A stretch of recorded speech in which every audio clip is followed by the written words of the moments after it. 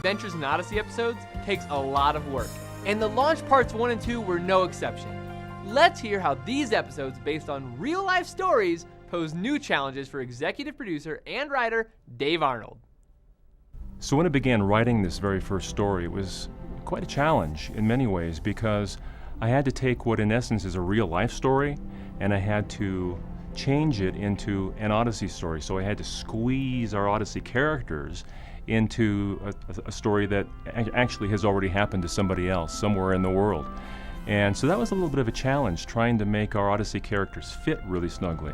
When it comes to the character of Wit, for example, it was a lot easier to fit Wit into this story. In the context of Odyssey as we know it for the past 26 years, Wit is the hub. He is the spiritual hub and the repository for all wisdom spiritually. In the context of this story, I needed to have some wise men from America come to Uganda to speak to these tribal leaders about peace. And it felt like a very easy option to have Wit come over and assume that position for this story.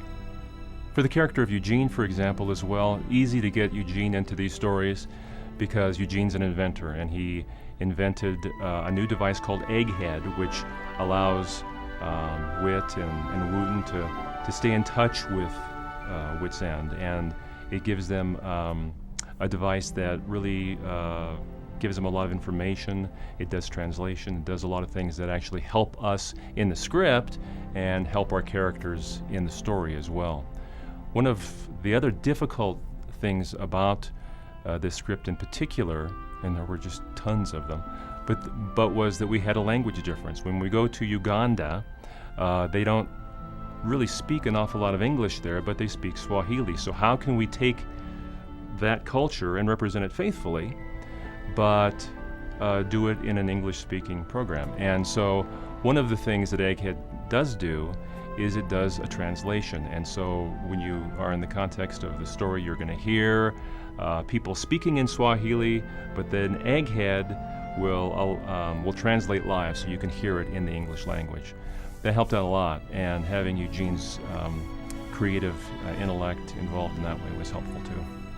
All in all, though, this was a really fun script to write.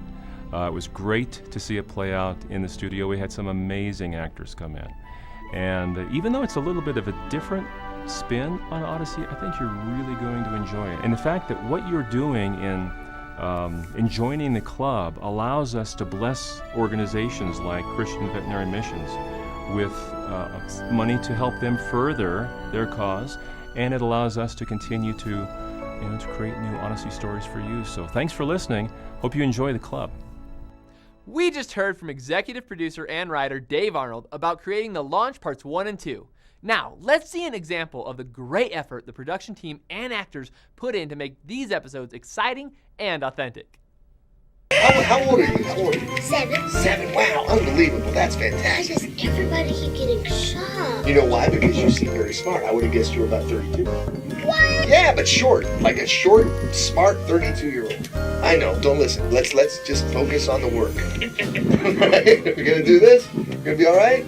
Okay. I'm all right. Once you get used to it. Okay. Oh, where are you going, Wit? Well, to Uganda. A woman I met at a conference a few years ago just heard about our service efforts and said she could use some help. Is it anyone we know? Oh, I doubt it. Her name is Elizabeth Sparks.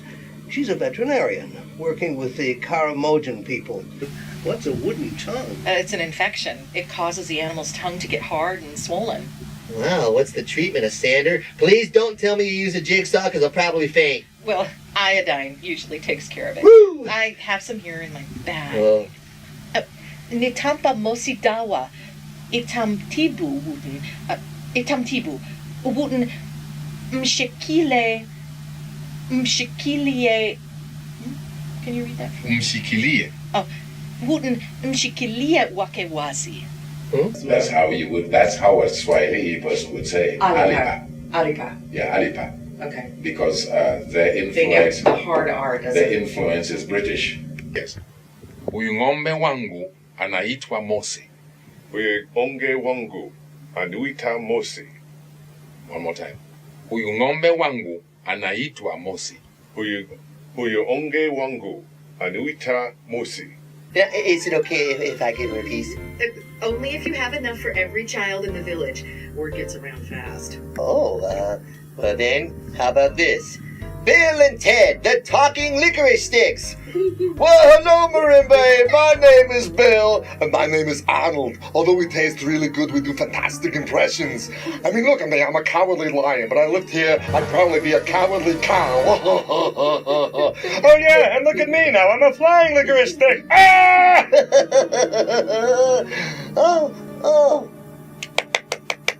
Oh, look at that, a hug. Yay! Oh, thank you. Wow, that's fun to see and hear. Why not take a moment and try learning a few words in Swahili for yourself?